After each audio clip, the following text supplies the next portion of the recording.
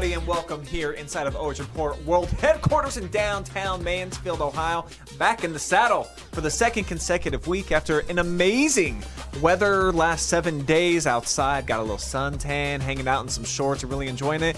Now it's snowing again, and it looks like that's here to stay for the foreseeable future. That's why we're going to try to heat up things here with some of the sports talk that we got going on. I am Brian Skoronsky, your host. Also, of course, joined again tonight by two very grossly dressed gentlemen sitting over here looking terrible. I just saw the Steelers take the field for warm-ups, and I am now in knots. The nerves have started to hit a half hour before kickoff. But, hey, we're in the playoffs. Yeah. That's all I'm going to say. Yeah, good to be back, though. It's another Monday. To be back after one of the greatest football weekends I think I've ever watched. That was so far. fantastic. Yeah, Wild Card Weekend has been great. Hit one bet. We got bets, hopefully, that are going to hit later tonight as well. But, it was some really good football watching the last couple of days. Sorry, Joe Baylog and his Packers.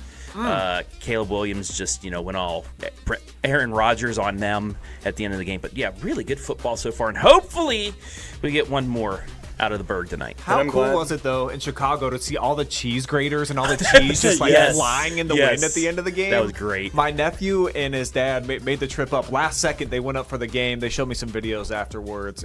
Unbelievable atmosphere there.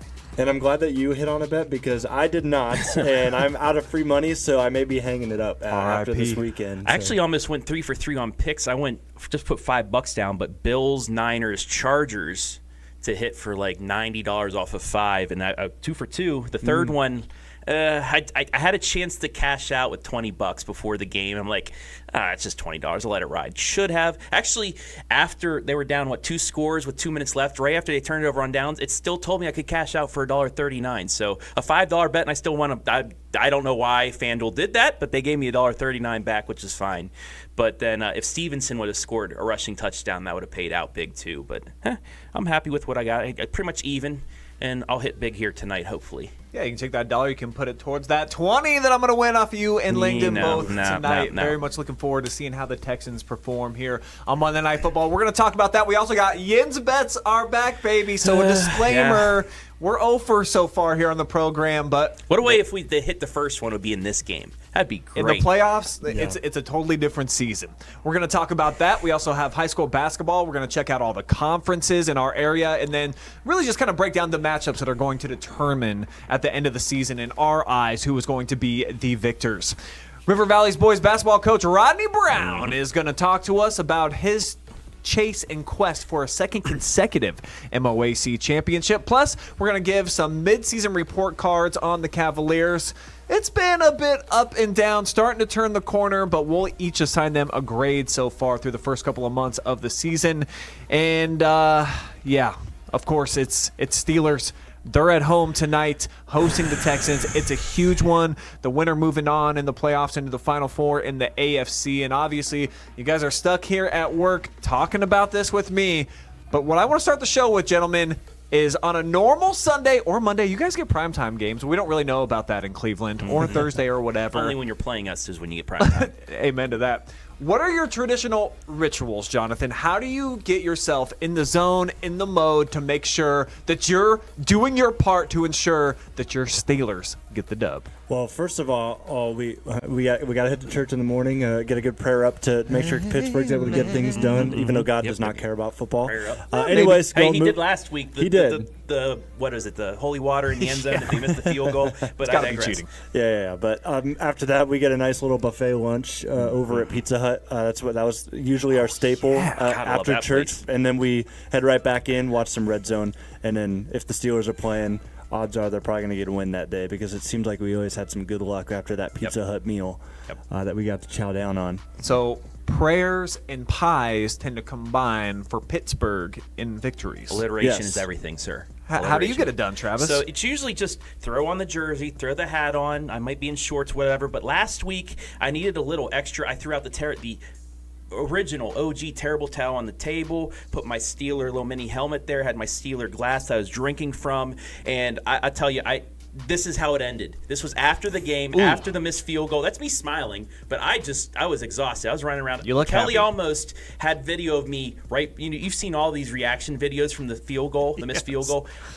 She almost recorded me, but I went nuts. I jumped up and down. I picked her up, ran around the house. I landed in the chair that was right off the side. I just slid down. I was laying on my back for about 10 minutes there, just laughing that somehow we pulled it out. But that's just at least the jersey and the hat. But when you get to desperate times, they need desperate measures. You got to break out everything. And you saw, if you pull that picture up one more time, Mr. Thompson, you actually see it on the right side. There's the terrible towel. There's the little helmet. I had the glass there, and my R2D2 Legos are back there too. But that's if I really get nervous, I got to, do something with my hands to build or whatever. But yeah, that's what will be set up when I get home at halftime tonight. It'll be all that there. I'll be sitting there. Kelly, she sits next to me, but she knows that I'm locked in, so she'll get a pat on the back if something happens and that. And she'll Now, just does stay she like there, to pay attention and be engaged, or will she like knit or read a book? She'll be on her Kindle or on the TikTok or whatever you call that thing anymore. But then if something bad happens, she'll chuckle because she is a Browns fan and she, still likes seeing the Steelers, whatever. But then the missed field goal, though, I turned around against the Ravens. She was smirking like, holy crap, that happened. Because what Browns and Steelers fans have in common is the hatred towards the Ravens. So there's that. We can all get behind that. Yes. Yeah, we brought up the missed field goal from Tyler Loop. I mean, it's just been a bad weekend for the brand in general. Absolutely. I mean, we had that McManus missed field goal, and it reminded me of a clip that I saw online. I should have downloaded it, but it was of a Bears fan up against the TV, put a fan to the right side of the TV screen, and blew that kick just wide. Yeah. Good Jaguars stuff. kicker missed a couple. Yeah. I know that he's been awesome this year. Right before the half. Might need a hype speech from Pat McAfee before this next It all round. began with Tyler Loop. That started the curse of the kickers set right the now. stage. Hopefully the Boz, though, got that out of him, because I feel like he's going to be a very big key here tonight against a very good Texans defense, but we get somebody back that I think can cancel that out. But we'll get to that in a minute. But yeah, that's just a regular. What? I know you're not like, okay, well, let's go back wild card weekend 4 years ago. Yeah. When you came to, I'm not going to say the outcome, but what was your ritual before that game? Because that was that last time the Browns were in the play. Well, no. Ooh, that unfortunately, I had to work a girls' basketball game that day. Ended up getting to Poncho's Tacos right before the second quarter was ending, and got served a margarita, even though it was supposed to be dry January for me. I said I didn't want it, but margarita, he doesn't take no for an answer. Well, so that's a special occasion. Kind of messed with the feng shui and everything, and then by the time I got home, I actually did not watch the fourth quarter of that game after the pick six and so forth. Yeah. But a standard Brown Sunday for me. Like I said, when you played the Steelers, that's the one I meant. I didn't mean the Texans game. Yeah. When you played us and we kind of shot ourselves in the foot 5 times, go down a big hole. But that was on a Sunday night, so you were at home. What was your ritual for that? Like if it's a Sunday night playoff game.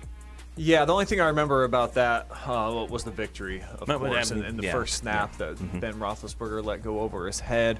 But I'll go for a walk, Travis, on Sunday mornings, specifically when it's nice out, and I'll listen to the Land on Demand. And it depends how long it's going to be, how long it takes for me to buy in again that we're going to win on this Sunday. Sometimes it's just a 1 mile walk. It'll be 10, 15 minutes, and I'm like, okay, I'm convinced this is going to be our week.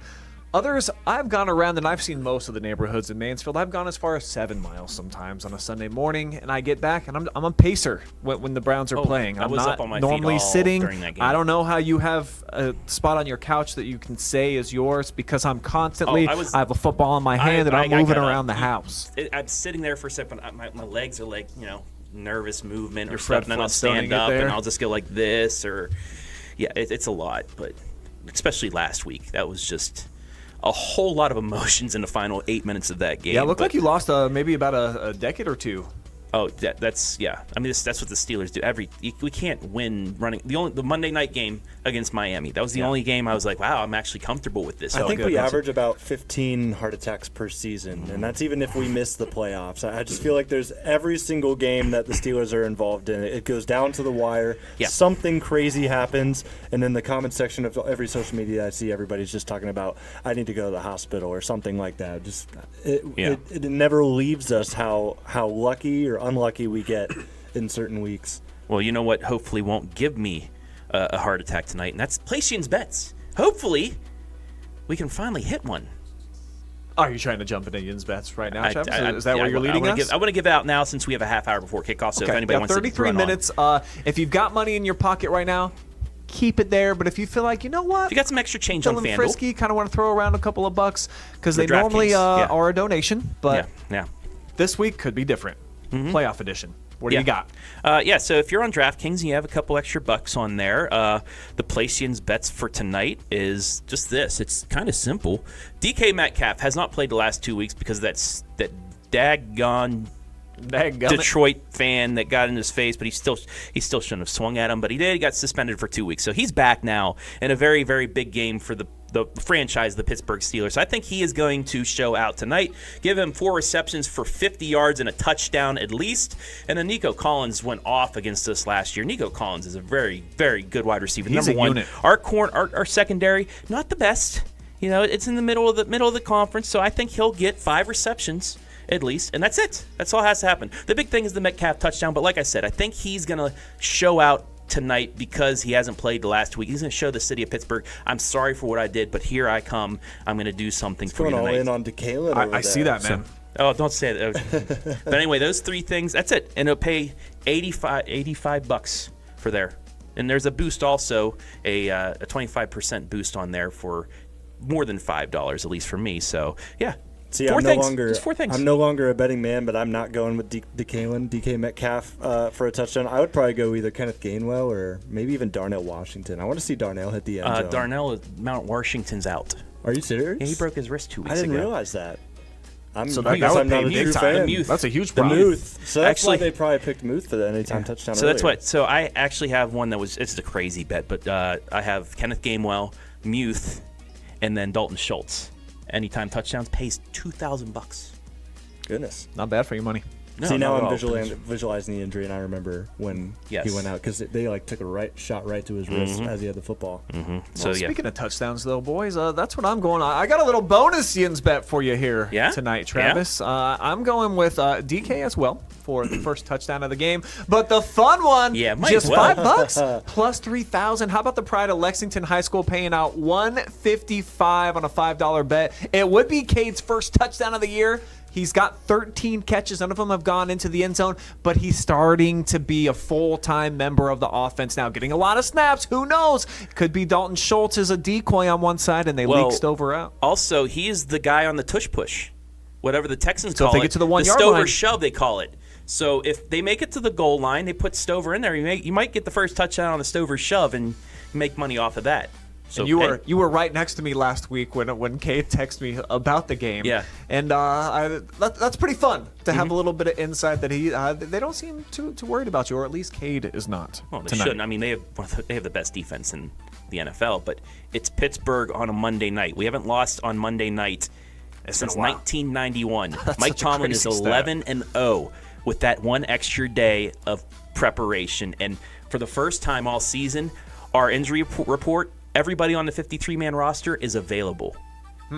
So, I mean, we'll have to see. And we have one Aaron Rodgers at the helm. It's not like we had Mitchell Trubisky or Mason Rudolph the last 2 years. Remember Mason Rudolph, how crazy he made me against the Bills in that wild card game down here? Yeah, stuff like that. We actually have a quarterback this year, and we have everybody healthy. So I'm just saying, you're telling me there's a chance. There's a chance. Aaron Rodgers in wild card games, we were watching before this show went on, but 15 touchdowns and 1 interception in 6 wild card games. I mean, we're in good hands at the quarterback position tonight.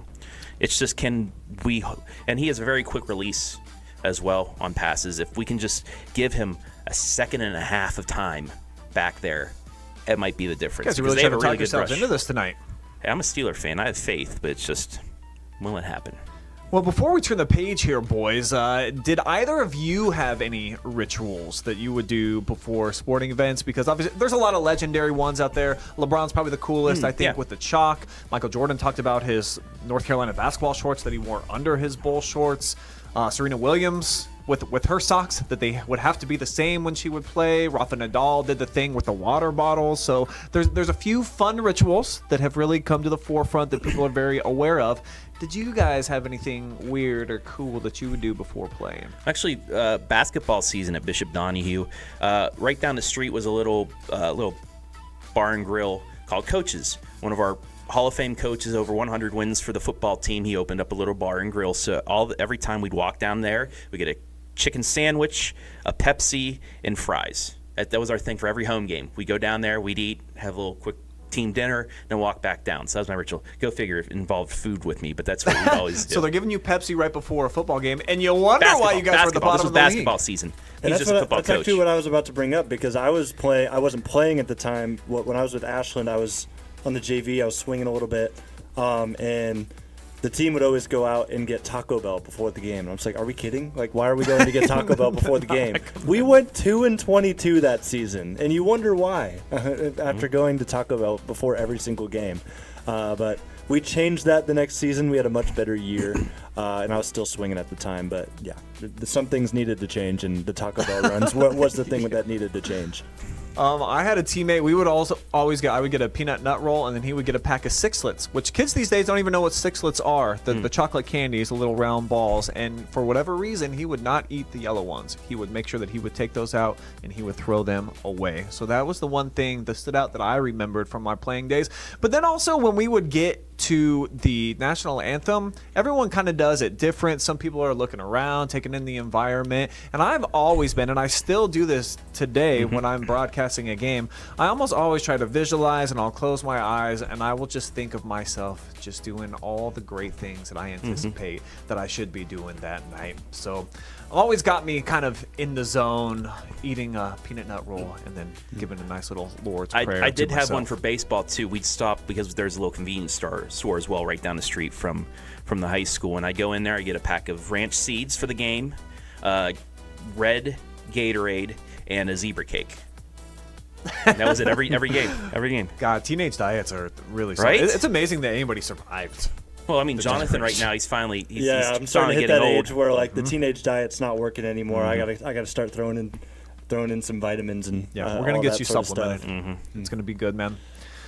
Well, gentlemen, midway point now of the NBA season, pretty much, and the Cavs have been a bit of a disappointment, obviously, after what we saw from them last year, getting the #1 spot in the East. We have the Coach of the Year, we have the Defensive Player of the Year, and things fizzled out a little bit second round of the playoffs with all of the injuries. But you look at the Cavs so far at this point of the season compared to what we saw from a season ago, and maybe the expectation. Jonathan, what would you grade this team? Where they're at right now? It's taking everything within me to not give them an F. But here's what I'm going to walk you through. Yes, we're 22-18, but this was the year we were expected to run away with the East, or at least to be at the very top. And to see the Detroit Pistons at the 1 seed right now, that's a 7-game lead slap on in the us. face. Are you kidding? Where's Storm 28-10? Blunchley when you need him? And I mean, Boston, they don't have Jason Tatum. They're third. Yeah. And the Knicks, they were going to be at the top 2. They're doing their job, staying there at second. But I mean, it was a rough start to the season. We've bounced back in a couple of games, but I'm looking at some of the games. We split with the Timberwolves recently. We're trailing to the Jazz right now, which is, I believe they're third to last in the West. I mean, it's not looking great. And whenever you go into mid-January now, basically getting into early February, trade deadlines coming up, if you have any struggles, you're looking to trade some players. And I don't know if that's where Cleveland wants to be right now, but they need to be in that position to figure out somebody that needs to move to help right this ship. I really like the core four these last couple of seasons, but it's just not working out. And I don't think that they're going to turn the tide in time before GMs and management decide to make a move. Maybe a little different. I don't have a grade. You want to know why? Because the season's just starting, I think, for the Cavs. It's after the holidays. People are finally tuning in. They always say with longer sports, for like baseball, you're 51-51 no matter what. It's what you do in the other 60 games. Well, in NBA and hockey, you're 21-21 no matter what. It's what you do with the last 40 games that you have. I think the Cavs have plenty of time. They're 3 games out of the number 2 seed right now. 4 games in the loss column. They still can get it going. They still can lock up a seed, and they didn't take off like they did last year, but they fizzled out at the end of the year as well in the playoffs. Maybe this is a good thing that they're just, they might be taking it a little bit easy during the first half of the season because they know what they have, and now if they start taking off now, if they start peaking, they'll be fine. So I think, the season's just getting started. Now, hopefully they can come back and beat the Jazz. It was 10 points. It's now down to like 6. But I think, and they've only been blown out once.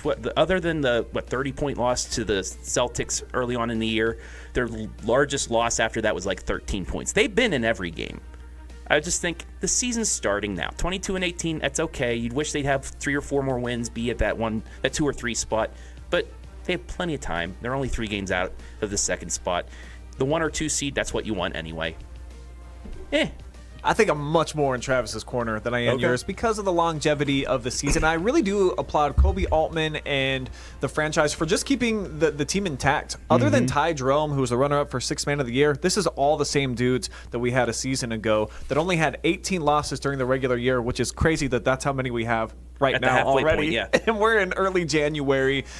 But the team hasn't really been healthy. I've been very much keeping my fandom up this year. I've been to a bunch of games, and they're finally able to have the entire team intact right now. So I fully expect them, and if they don't, Jonathan, by the All-Star break, see themselves up in that top tier, like the 2nd or 3rd seed, that's when I might start questioning things. But as of right now, I think they've won 5 of their last 7 games, and they're playing much more complete. The game that I went to on Sunday or Saturday when they played the T-Wolves, 4 starters at 20-plus points. Everyone has like the good vibes going right now, and it just seems like it's an unselfish team. They're moving the ball around well. The Jazz is a team that's going to allow you to score 130 points. I guarantee that they come back and they end up making this a game, if not winning that game. So I'm going to give them a C+, only because, and why it's that low for me, is that even with the guys out of the lineup, like Darius Garland, I think, missed like 18 games. We had Money Merrill was out of the lineup for about 20 games. And like I said, other guys have been out at different times where they haven't really had the core 4 together a lot on the floor. They should have beat some of those teams early on in the season. There was a wild stretch where we lost back-to-back games to the Bulls. We lost to Charlotte, and then we lost to Golden State, who sat all 5 of their starters. Yeah, that was frustrating. A wild, 8-day stretch. Other than that, I've been pretty pleased. I think Travis is right. They're not getting blown out in any game. They give themselves a chance when it matters. Now that we've got all of our dudes available, I think it's going to be a great stretch run for the Cavs. I could even see them overtaking the Pistons, even though they are really good this year. I did see them in person last week, beat us in a really close game that came down to the last possession. But it's going to be a fun race, I think, for that East. So don't count out your Cavs just yet. I'm glad that they at least got a D and they're passing. Look for them to be the student that makes some great progress. You've moved me to a D+. So here's the thing. Okay. I think the part is where the 2 times you need to be playing your best basketball are right before the trade deadline and at the end of the season. Because if you're not playing well at that trade deadline, some GMs will overreact and start making moves. Yes. So that's the concern that I have right now. But also looking at how even the East is at this point, I mean, there's 9 teams at 20 wins, 20-plus wins. That's pretty solid, kind of well-balanced area. And I think also the overreaction is just the fact that Detroit is playing so well as a bitter rival to Cleveland, to where nobody really saw this coming, except for maybe some Detroit fans that were kind of just like licking their chops these last couple of years, seeing all their awful seasons and thinking it's going to turn around eventually, right? And then, well, here they are. But Cleveland, I think if they can get into that top echelon, and maybe if they could pass Detroit in the standings and see the Pistons maybe have a slide later on, that's when I can start to build some confidence. But trade deadline, if you're playing well there, great. Keep the team intact. Get to the postseason. And what I like a lot right now about this Cavs team, too, is we have a lot of second-year players that are developing. Jalen Tyson's becoming a low-key star. He's going to be in that Rising Stars All-Star game, and look for him to turn some heads. And Naquan Tomlin's my personal new favorite player that comes off the bench. Constant motor going when he's out there, and he's a guy that I think that you can – I just like the roster. I like the human beings that we have. Look out for this team to make a big run. All right, when it comes to high school basketball in the standings, we're going to tell you maybe some of the leagues that maybe no one's going to make a run because it might all be over because it's halfway through. But for the bulk majority, it's going to boil down to just a couple of games down the stretch. And we're going to tell you exactly who is who. So let's begin with the KMAC girls, and we'll show you the standings there. And Jonathan, since you're kind of the new voice of this league, what are the games that we're looking forward to here over the next couple of weeks, and then really the last month that's going to decide it? Well, I'll tell you what, there's a lot of games that I'd be looking forward to because Centerburg, of course, they're leaning towards the top of the KMAC standings with Fredericktown. They'll both have a rematch in the last game of the conference schedule, so that'll be at Fredericktown. That could very well be a KMAC championship game. But if there are some upsets throughout, I'd be looking at some of these games. You've got Loudonville playing Fredericktown. They could definitely pull off a win, but they're going to the Freddy's Nest, so that's always something tough. And that's coming up this week. This Wednesday is going to have that game. And then Northmore, also a big player. They just lost to Centerburg not too long ago. They will play host to Fredericktown as well. So the Freddies have a tough later stretch of the schedule to end things off this year, but Northmore also has it tough because they'll also play Loudonville, but they do host both of those games, so that's a big thing to note as well. They did lose that game to Centerburg at home, but if they can take down some of those other teams towards the top at their home floor, they'll be right back in the mix. I still think I wasn't really thinking after that Saturday game I watched Centerburg play against Danville that they would run away and win out. I think that they could have a slip up potentially. So I think we could still see a solo or even shared championship with a 3-loss team in this league. All right, let's take a look at the gentlemen now for the KMAC, and there's one team reigning supreme right now. Danville sitting in second place. Their only loss right now is to the Freddies within the league, so probably that rematch is going to be for all the marbles. Yeah, and it will be, and I'm going to be on the call for that one next Friday night. It's going to be a really, really fun game. I like the play styles out of both of these teams. Fredericktown loves to run. There are some teams that will try to throw presses at the Freddies, and I think that's the worst thing you could possibly do. We saw that on Friday night. Oof. I'll just leave it at that for our faithful Centerburg fans. Danville, also on the other side, they are hot. They are shooting the ball really, really well. They're up over 40% from the three-point line. I just watched them against East Knox at home hit 10 of their 19 threes that they attempted in that game. It was a really, really impressive game out of Danville to really put their stamp on their rivals in East Knox. And then looking towards the bottom of the standings, speaking of those Bulldogs, it's been a rough stretch. They've lost now 7 straight games. They're at 2-9.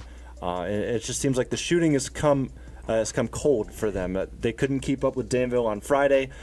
Free throw shooting has been a problem for the entire league, but especially East Knox. They're under 50% from the free throw line. Ouchie. And then in the middle of the pack, tomorrow is going to be a fun KMAC game. It's our game of the week. Northmore playing Centerburg. Those two teams right in the middle of the standings, right next to each other, could see some leapage or some movement there. But you're looking at the top two, Fredericktown and Danville. That's the story of this one, and that game will be next Friday night. If Danville can win, they could potentially split as long as they take care of business the rest of the way.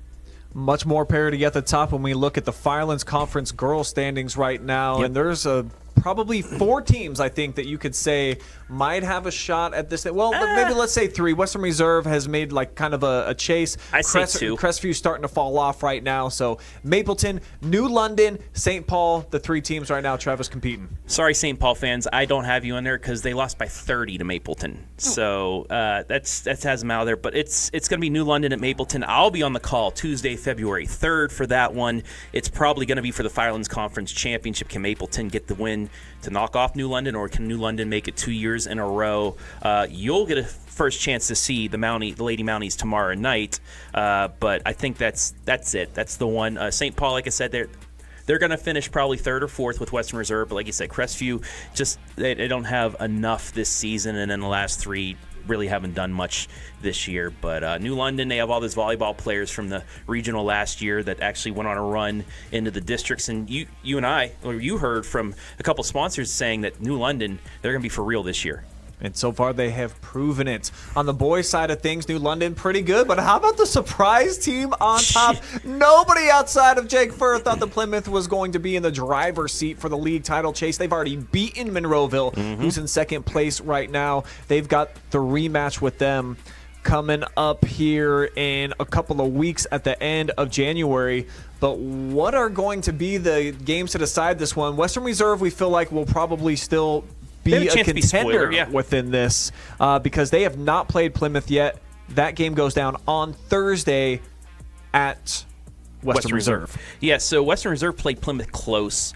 So I had them still in there, especially if they can battle with Monroeville. I have the Crestview Cougars in there too. They lost by, I believe, 2 to Plymouth, and they lost, or one of the two, or Monroeville, and they lost close to Monroeville as well. They can play a spoiler as well. They're starting to kick things up. Just knocked off Western Reserve.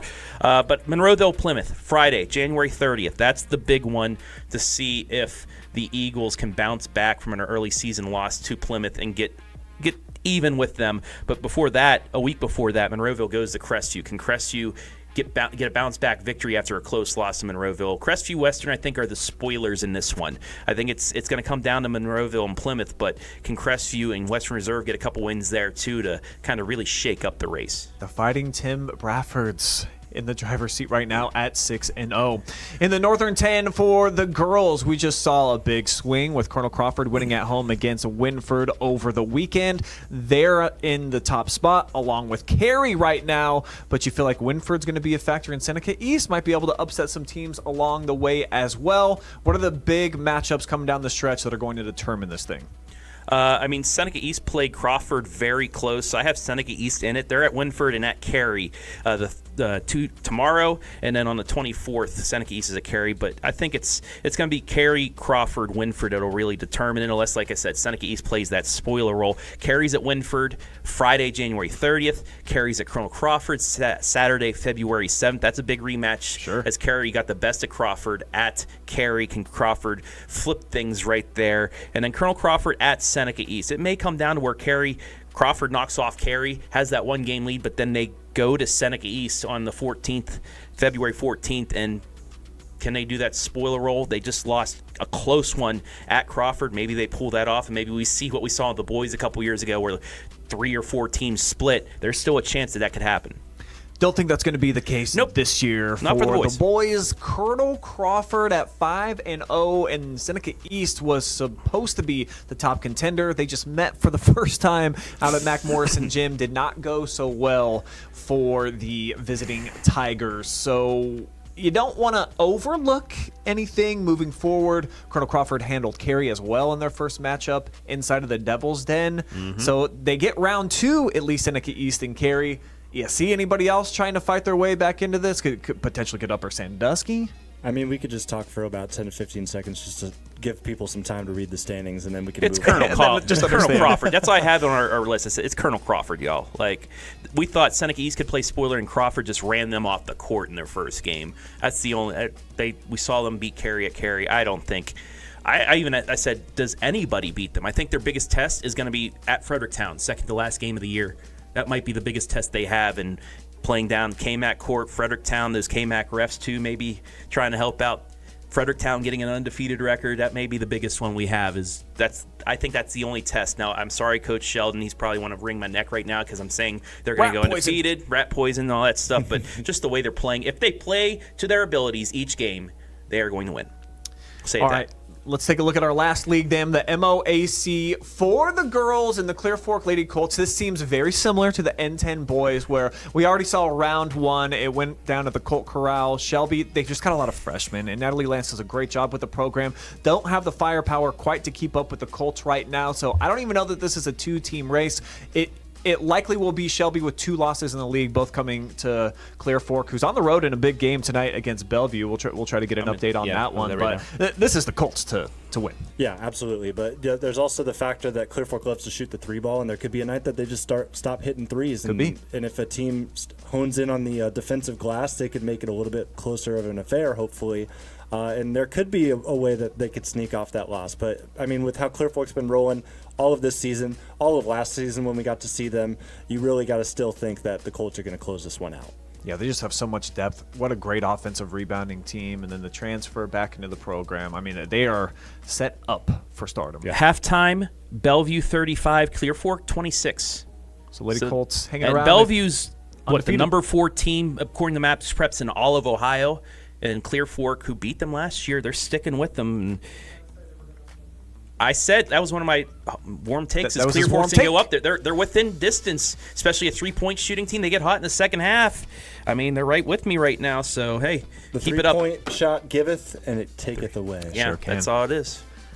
Last one, we're going to look at the boys MOAC race, where we've got a solo leader right now. River Valley is on top after a big win inside of the O Arena, knocking off Ontario from the ranks of the unbeatens. The Shelby Whippets are starting to come along. They lost against Willard on the road in a rivalry game on Saturday, so it broke a little bit of their momentum. Those three teams probably going to end up determining who is the king of the conference at the end of this. And Shelby still starting to get their basketball legs underneath them, so no excuses anymore now that we're into mid-January. They are going to have to compete against the likes of the Warriors and the Vikings if they want to stay in it. But technically, they don't control their own destiny because they play River Valley twice still. Sure. They play Ontario once, so they've lost it.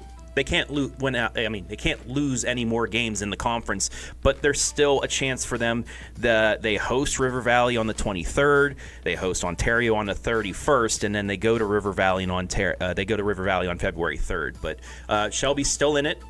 They're, like you said, finally got their feet underneath them after football season. But River Valley, a very complete team, and Jonathan, as he said last week, they may be one of those teams that go undefeated in the conference. He thought at first maybe Ontario or River Valley, but he's still right there as River Valley has a chance of being undefeated. But we'll see. Can the Vikings do it?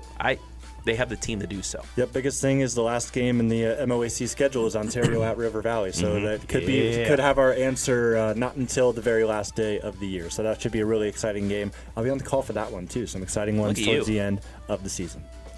All right, speaking of those leaders right now in the MOAC, our guest here tonight has them in the driver's seat right now.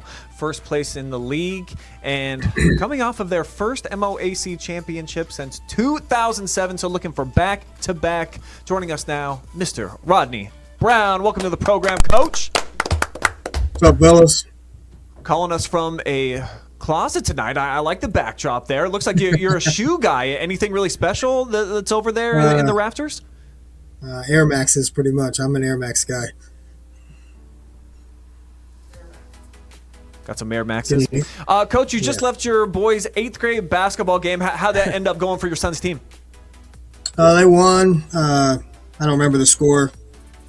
They won by 20, I think it was. It wasn't very pretty, but they won, so, they played hard, at least in the second half. Are you the type of dad that after the game you'll kind of turn down the music, and on that drive home you guys you analyze the game together? Are you at that level with your boy, or is that even the type of guy that you are after a game?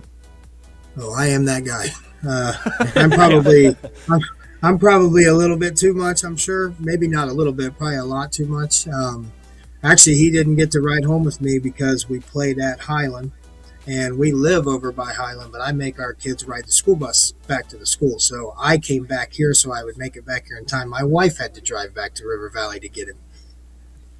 Oh, hey, shout out to all the wives out there that make it happen for the coaches. Always the unsung heroes, Coach.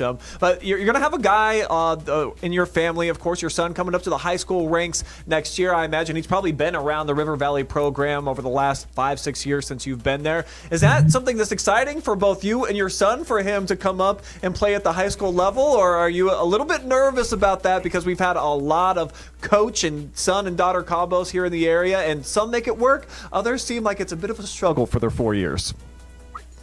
I don't know if I can turn it off when I coach him and talk to him. I'm kind of hard on him. I'm excited to have him in the high school with us. He's been around me. He was born 2 weeks after I got the job at Cardington 14 years ago, or 15 years ago. So he's spent his entire life as me being a head coach, except for the 1 year I helped Ruth at Northmore. He's been around it. I mean, ever since I could take him and he wasn't in the way, he's been coming to practice, and so that's all he knows is me being a coach. Well, as a coach, huge win for you on Friday. I saw that game at Ontario, and undefeated team. Great environment there, Coach. What would you say, what was your top takeaway from this game on Friday night, where it was really back and forth? You get off to that nice 9-0 spurt to start the game. Ontario has the huge second quarter, but then it's tied going into the fourth, and I felt like your kids made the championship winning plays when they needed to. What did you take away most from that game? With the foul trouble that we got into, it had us with different combinations of guys on the floor, and I was just really proud of the guys that had to come in and potentially do different things than they're used to, and just keeping the game close and giving us the opportunity when we could get our starters back in out of foul trouble to just giving us a chance down the stretch, and the guys that were out in foul trouble not pouting, being part of it, helping the guys on the floor, and just being positive. We have a great team atmosphere, and these guys really stick together. So just proud of how they never let it bother them, and they kept playing. Yeah, you got a ton of veterans on the team, a lot of seniors, and it's quite a different makeup structure on the other side for the Warriors, who are mostly sophomores in that starting lineup. They're 12-1 so far to start the season. Would you say that they've been a surprise to the rest of the league, or did you guys kind of anticipate this after all the freshmen from a season ago got a ton of playing time? I don't know if I'd say surprised. They've had a great year, and they have good players and good role players, and they play well together, and the system that they're doing works for them. And I think I wouldn't say I was surprised, but that was a good game, great atmosphere. It's always fun to go over there, and see Joe's name on the court, because I never got to beat him, so he always gives me a hard time about that.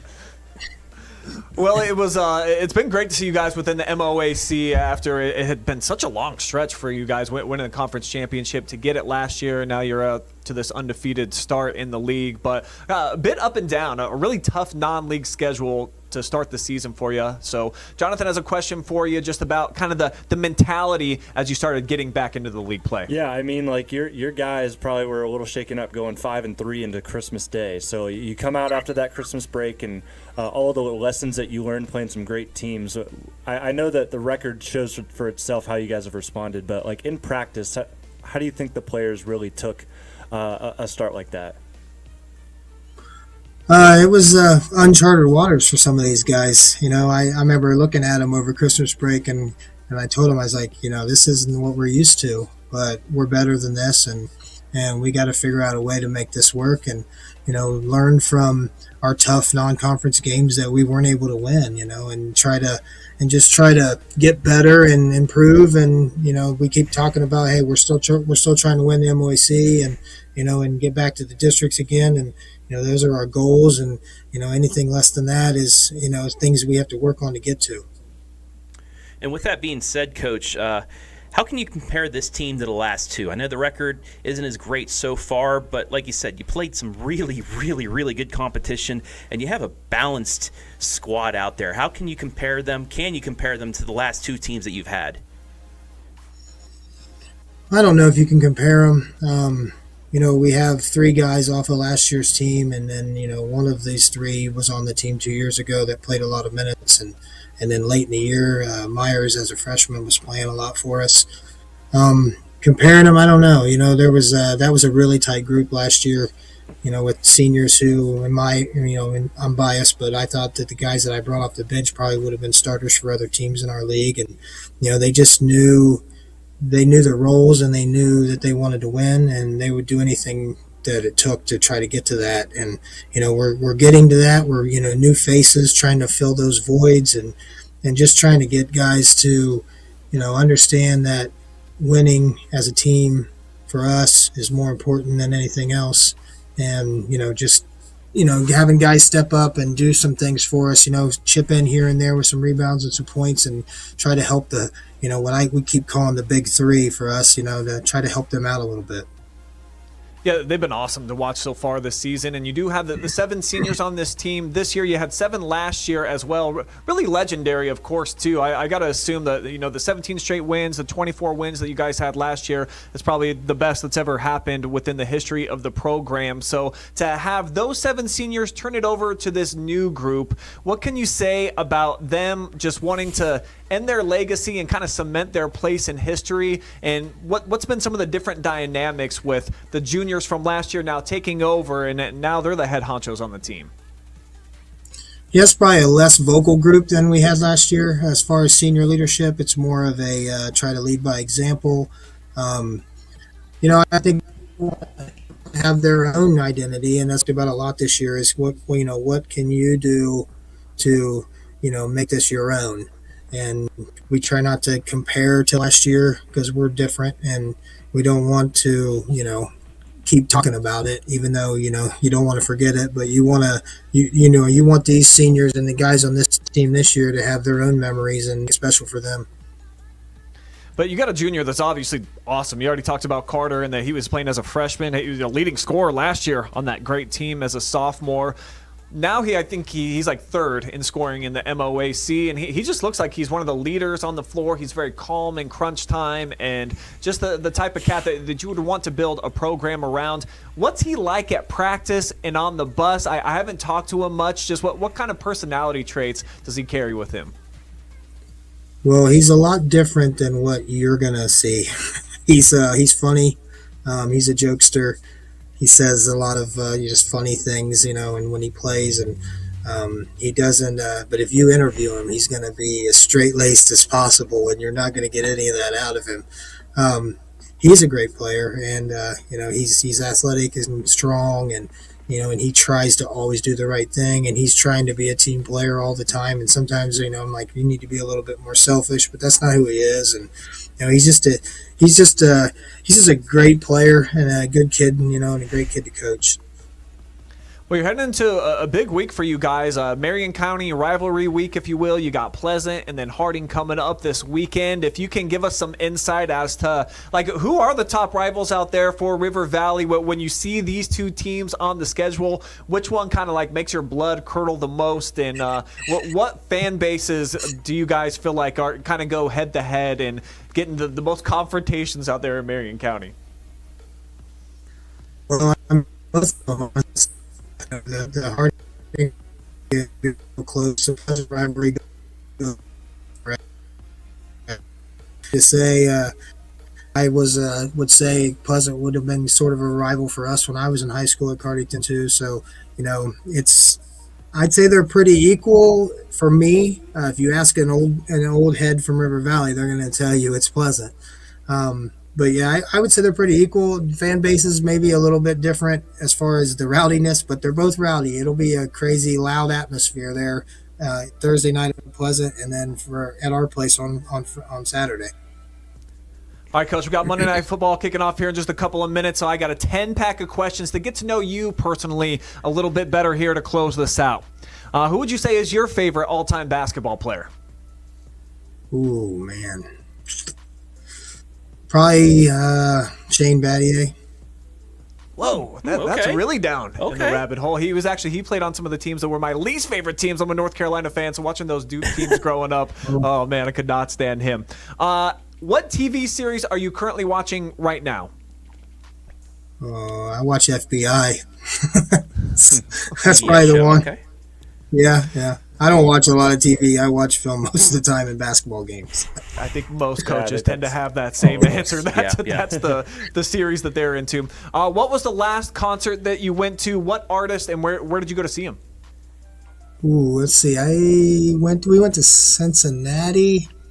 I think it was Cincinnati, and watched Whitey Morgan. Jamie Johnson, I believe. I'm not even sure. Okay. Yeah, country, yes. It was pretty good. Is that your favorite genre? Are you kind of a country dude? Yeah, I'm an old country guy, so even the new guys, if they sound old, I like the old country. I'm a farm kid, so. Fair enough. What would you say is your favorite flavor of chicken wing? Oh, wow, chicken wing. I'm not a big chicken guy. I'm a hamburger guy. Okay, well, build the perfect burger for me then. Barbecue. Just barbecue. Oh, yeah, it's got to be medium rare. Lettuce, tomato, mayonnaise, any kind of white cheese. I'm not an American cheese guy. Okay, that sounds like a pretty good burger. Yeah, I think that's good. I like barbecue sauce on a wing. That's a nice safe pick. I would throw some mushrooms on that thing, too. Okay. Now we're talking. Favorite non-basketball related hobby? Wow. I don't even know if I have any other hobbies, honestly. Do you golf, Coach? I do not. I do not golf. I used to play a lot of softball back in the day, but I retired from that a long time ago. Hobby, like I don't know. I don't know. They're trying to get me to golf. I got all kinds of people trying to get me to do that. I'm just like, I don't know if I got enough time for that. Maybe a friendly game of checkers or something in the off season. Well, I'm going to get you started. that brain working in different ways. What would you say? What food choice is kind of your guilty pleasure that you know you probably shouldn't put in your body, but if you see it, you're gonna eat it? Oh, banana Laffy Taffy, man. Wow. Okay. That's normally everyone's least favorite flavor, I would think, right? So that's probably not hard to get your hands on those. We have a whole jar of nothing but banana Laffy Taffy. Well, then, yeah, you'll always have them because I'm sure your guests aren't going cuckoo gaga over those. Well, I'm hiding you can those play things. one-on-one basketball against any human being ever. Doesn't have to be a basketball player. Who would you want to step on the court against? Jordan. Yeah, just to see what that was like, Definitely right? Jordan. Definitely Jordan. I mean, I know I can't play with him, but it would be fun to at least see him in person and talk to him and just watch him. How long would that game be? How long would it go if it No, went to well, five? I'm going to tell you right now, I would last about 3 seconds. The trash talk in that game would be phenomenal. Phenomenal. Well, that, Coach, your maybe most that, embarrassing sports moment doesn't have to be as a coach, maybe as a player. Is there anything that stands out that you just cannot get out of your head? You can't believe happened? I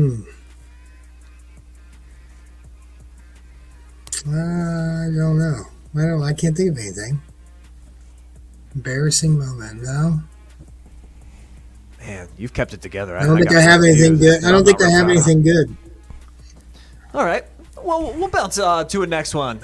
Amazingly, your favorite athlete all time was one of my least favorite. So who would you say is your least favorite athlete of all time? Maybe somebody that you grew up and you just could not stand. Oh, wow.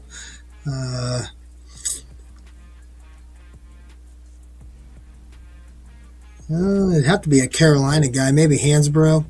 I was going to guess that. I was going to guess Tyler Hansbrough. Oh, I love it. Yeah, Wow. we're from opposite ends. JJ Redick for me. When we were going head-to-head with those years, oh my God, because he was so good and just nasty and the trash talking. So Hansborough too. Well, but you guys bloodied him up pretty good, so you got the last laugh, I think, when it came to that rivalry, Coach. All right, last one for you. Do you know how many of the U.S. states you have visited so far? Oh, I don't know, maybe 10. Oh, so we got to Not get too you big of out a more. traveler. What about international? How many countries you been to? Oh, just one.